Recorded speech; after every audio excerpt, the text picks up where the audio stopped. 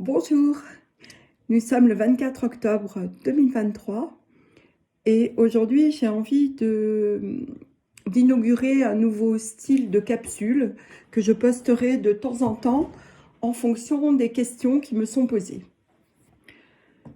Alors aujourd'hui j'ai envie de répondre à une question qui m'a été posée hier, à savoir,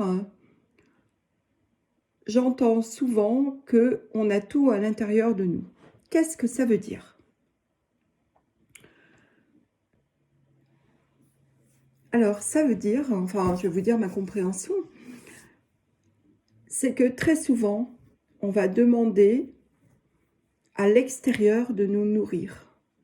C'est-à-dire que le mouvement, quand on ne se sent pas bien, quand on n'a pas le moral, le mouvement va être d'aller chercher par l'extérieur quelque chose qui vient nous remplir momentanément.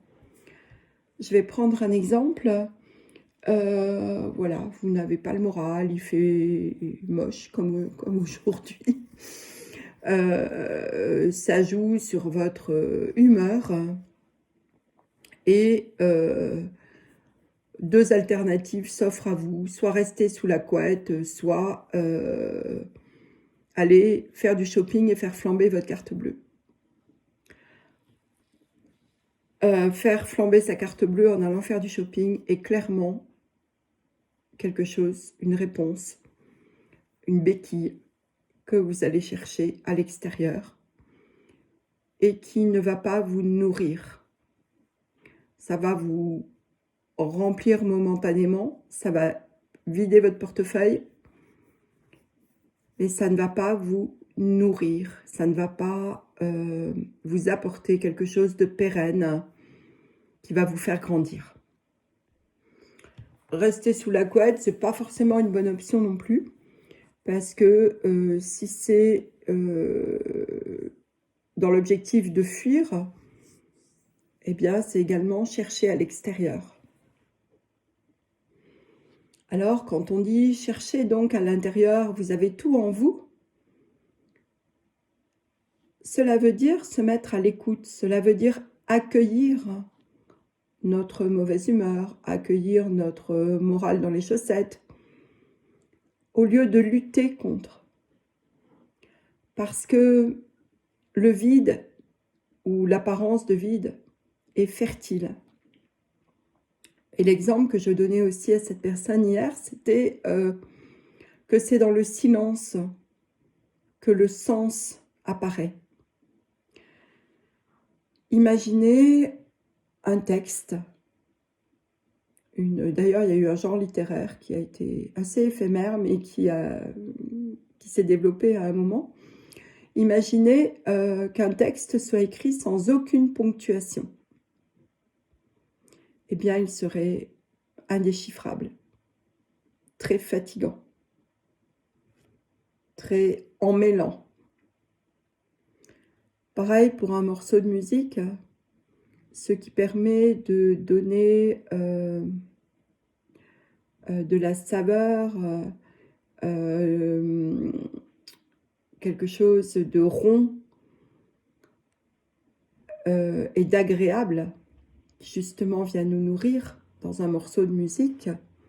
Je parle de musique classique, je parle aussi de 432 Hz. Ce n'est pas quelque chose qui est incessant. C'est parce qu'il y a un rythme et que ce rythme est constitué par de la ponctuation.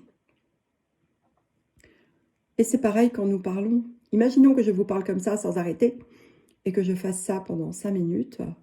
Eh bien, vous n'irez pas au bout de la vidéo. Si par contre, je dis, imaginez que je parle ainsi, eh bien, vous voyez tout de suite que la valeur de ce qui peut être dit est aussi contenue dans les silences. Elle est révélée par les pauses et les silences et la ponctuation. Et c'est la même chose quand il s'agit de dire « vous avez tout à l'intérieur de vous ». C'est-à-dire que les réponses sont à l'intérieur de vous, les mouvements viennent de l'intérieur de vous. Et c'est ça qui vous permet de progresser dans la vie, d'apprendre, de vous apprécier, de rencontrer.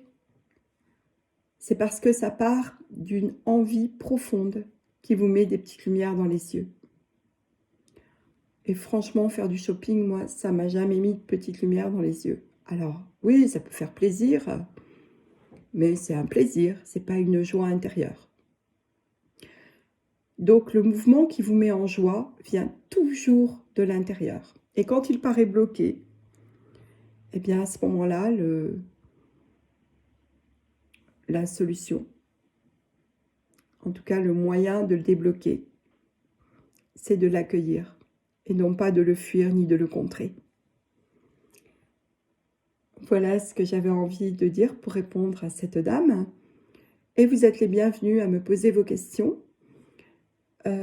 soit en commentaire sous la vidéo, soit en m'écrivant à mon adresse ProtonMail. Belle journée, au revoir.